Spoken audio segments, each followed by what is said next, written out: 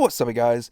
I have here today a very painful list for me to do. I'm not the biggest fan of hate cards, but I definitely think in certain decks you can get away with playing them, and sometimes they're justified, especially depending on your playgroup. But what I have here for you is, in my opinion, the 10 best hate cards in the Commander format. Now, it is kind of subjective. Some cards are hating on different things, and some people value that in a different way. But as always, we're going to start it off here with the honorable mentions. I have Ankh of Mishra and Mana Barbs. I think these two are kind of similar. They're gonna hate on players who have a lot of lands, and Ankh of Mishra can definitely do something to a deck like the Gitrog monster, Omnath Locus of Rage, any deck where the whole focus is on getting a ton of land drops, landfall triggers, or just a ton of lands period, and Mana Barbs is of course gonna hurt on just about everybody, and certain decks are gonna value that more than Ankh of Mishra, but both are still pretty good. I just don't think they do quite enough, and it is very symmetrical. It's gonna hate on everybody. And then we have a Hall of Gemstone. This one is very good, especially in green, where you need a way to compete with control decks, and the way to do that is to keep them from playing their mana or being able to tap their lands for whatever color they need on your turn, which is what a lot of control decks want to do. They want to play their counter spells. Well, if you choose green during your upkeep, they can't play their counter spells so long as they only use their lands for that mana. It doesn't hurt their artifacts, which is probably the main reason why it didn't get a spot on the list, but it does offer some good value in green when it comes to competing in a multiplayer game. And then the last honorable mention is Humility, basically shrinking all creatures, taking away their abilities. It's a great hate card, don't get me wrong, but it just doesn't really hate on decks in the way that a lot of the other cards on this list are going to hate on them. Making creatures tiny, that could definitely save you in a game, but it isn't always going to win you the game. It isn't always going to put you in the best position, and there's just a lot of good decks that don't really need their creatures to win. There's a lot of good combo decks that just don't care. So it's very specific hating against creatures, and that's about it, which is still pretty good, but just not good enough for this list in my opinion. Then we move on to the actual top 10 here. Number 10 is Kismet. Artifacts, creatures, and lands your opponents control enter the battlefield tapped. This is really one of those cards that set the groundwork for a lot of other cards, especially when we look at stuff like Blind Obedience, Authority of the Consuls, that kind of stuff. They all do pretty much the same thing. Kismet just does way much more. It affects the lands, it affects artifacts, it affects creatures, pretty much all the permanent types that you care about. Since planeswalkers and enchantments most of the time don't tap, you're primarily going to hate on the cards that are going to either need haste, which are the creatures, in order to attack you, which is pretty much nullified with a Kismet, and you're also going to hate on good artifacts with tap abilities, so your opponent's mana rocks and even their lands are not going to be able to tap right away. Reason why this is lower on the list is because it's usually a good 1-2 punch with another card, and that's where it's most effective. So while it is very good on its own, it is much better known as being a good support card for other hate cards. And then number 9 we have Thalia, Guardian of Thaben, but you could also put Thorn of Amethyst here. They're pretty much the same card. Thalia is different because she's a creature. Some decks prefer that over Thorn of Amethyst, but for all intents and purposes, if you're playing a deck with Thalia, you're probably going to play a Thorn of Amethyst as well. And while we're on the topic, you might as well throw both of these in a Grand Arbiter Augustine deck, because that is the whole purpose of the deck.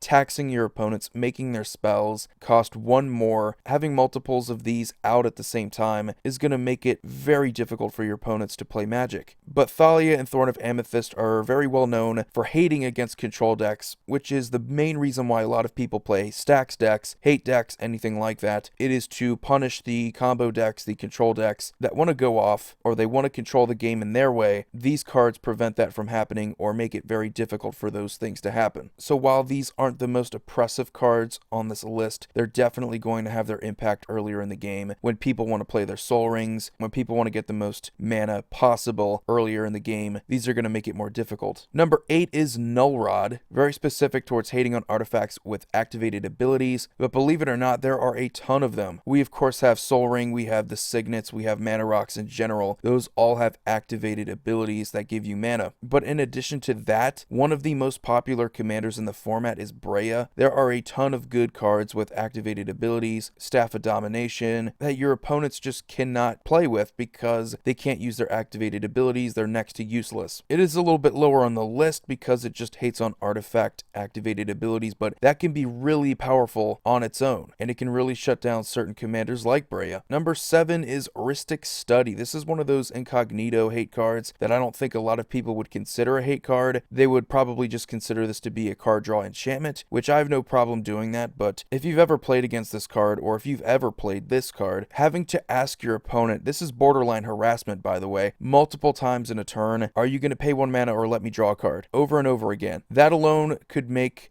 Rhystic Study the most hated card in the format, but as far as being a good hate card, I think it definitely deserves a spot for that reason, even though most people would just put this in their deck for the whole purpose of drawing cards, rather than making your opponents spend more mana, which, honestly, either way, you're getting your value out of this card. Taxing your opponents, as I said before, making them play fewer spells, incredibly powerful. Number 6 is Torpor Orb. This card is brutal. Null Rod is very specific, both are going to be 2 mana artifacts that just hate on one thing in particular. However, compared to artifact activated abilities, creature ETBs are way more common, and there are just a ton of problematic ones. For instance, those green creatures that I love putting in so many of my decks, Reclamation Sage, Acidic Slime, Terastodon, those all have ETBs that are incredibly brutal if you get multiple of them out. If you have any way of flickering them, entering the battlefield, getting their ETBs all over again, they can really do some damage. But you have other creatures too, like Craterhoof Behemoth, that are going to win players the game. And hey, not to mention there's other cards like Panharmonicon, Perforos God of the Forge, that trigger when other creatures enter the battlefield. So yet again, just triggered abilities in general whenever creatures are entering the battlefield are going to be hurt. And there are a whole bunch of them to choose from. And there's also a creature version of this called Hushwing Griff that does pretty much the same exact thing. Number 5 is Iona Shield of Emeria. This is easily the second most hated card in the format, if not the most hated card in the format, and I think a lot of people would say Deadeye Navigator is the other one, but Emeria deserves all the hate that she gets because the whole purpose of her is to lock an opponent out of the game for 1 color of mana that they need, because that's all you do. You choose 1 color, probably going to be the most common color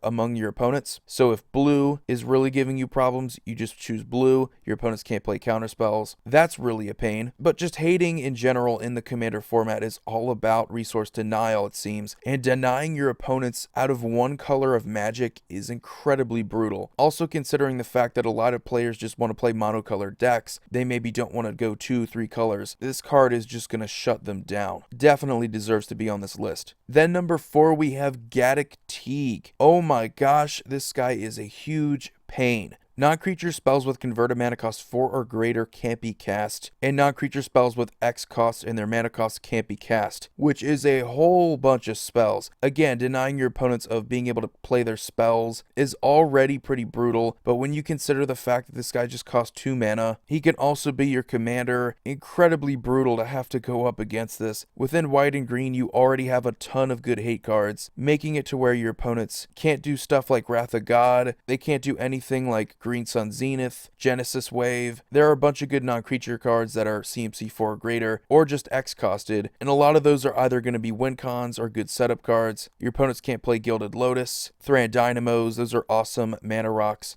So just a ton of ways that you can shut your opponents down using cards on this list, but Gaddock Teague, again, preventing your opponents from being able to do something is usually one of the best ways you can hate on them. Number 3 is Smokestack. The entire theme of stacks is named after this card. It is resource denial. This is exactly what you expect out of a hate card. At the beginning of each upkeep, your opponents are going to have to sacrifice a permanent. You're also going to have to do the same thing, but every single time you put another soot counter on it, it's just going to keep going up. And the ideal deck where you want this card is going to be a deck where you have a way to replenish your permanents or just get more tokens out there. Something like Nath of the Gilt Leaf, very easy to get more tokens. You usually don't care about Smokestack in that deck, but there are just a whole bunch of cards that synergize with players sacrificing permanents going to the graveyard, creatures dying, a lot of ways to interact with Smokestack. So even though it may not be the best card on its own, it may take some time to get it going. Once it does get going, it is one of the most brutal cards. And if you're the one with Smokestack, you have, again, a ton of ways to play around with it. You're usually going to be the best off with a Smokestack on the board, depending on your deck. Number 2 is Stasis. This is honestly one of the most brutal hate cards in the game, period. Not just in Commander, but this has also seen some very aggressive vintage play. A lot of people talk about the Stasis locks there, but the Stasis locks in Commander are also very real. And like Smokestack, there are certain decks that can play around with Stasis, but right off the bat, it's usually going to have its presence felt. It doesn't take some time to get going. And what it's going to end up doing is shutting down every single player's mana bases, their mana rocks, their creatures don't untap, everything. So while Smokestacks is going to take away some of their resources over the course of the game, this is just going to prevent your opponents from being able to untap their stuff. And yes, a lot of people get sidetracked from the fact that you do have to pay that upkeep. So if you run out of mana and you can't pay that blue, then yes, you do have to get rid of stasis, but that really shouldn't matter. In a lot of decks that play around stasis, such as Teferi, Temporal Archmage, Derevi, those decks are all about untapping your lands, untapping your artifacts. Being able to pay that cost shouldn't be a problem, and you're at the same time keeping your opponent's stuff tapped. Really brutal. This is what I was talking about with Kismet, a deadly combination of cards. And we might as well mention cards like Vorinclex and Back to Basics. They kind of do a similar thing. Back to Basics, I think, is gonna get hated out easily. A lot of players don't play non-basic lands, and there's a lot of ways that you can get around that. It's not going to completely shut your opponents down, but it's definitely worth mentioning. And Vorinclex, of course, does a very similar thing, but doesn't tap your opponent's lands down permanently. I think the fact that you can keep your opponent's stuff tapped down with stasis makes it a better hate card. And then number 1 is Winter Orb / Static Orb. They're very similar, and a lot of people are going to debate about this, but in my honest opinion, I feel like it's too close to call it. There are certain decks where Winter Orb is better, there are certain decks where Static Orb is better, and there are certain situations where one is better than the other. A lot of people would say Static Orb because it's kind of like stasis where it affects permanents, whereas Winter Orb is just lands, but a lot of people would say Static Orb is a little bit more beneficial to them, being able to untap 2 lands. But if your opponents are running aggressive mana rocks, creatures that tap for mana, Static Orb is going to be way more brutal to them. But both are very similar. If you have either one of these out on the board, the presence is going to be pretty much the same. And as I mentioned before, there are certain commanders that can take advantage of untapping your permanents, making it to where the impact that you feel is relatively minimal. But this is, again, what you want in stacks. This is what you want in hate decks. Resource denial is just a huge theme in a lot of these decks, and this is the main reason why. Preventing your opponents from getting the mana they need, preventing your opponents from being able to attack with creatures, preventing your opponents from untapping their mana rocks, and just slowing them down, having to wait turns, is what resource denial, is what hate card stacks decks are all about. But anyway, guys, that's going to about do it for this list. Hope you enjoyed it. Let me know what your favorite hate cards are. As always, you guys have a wonderful day. Void here signing off. See you all next video.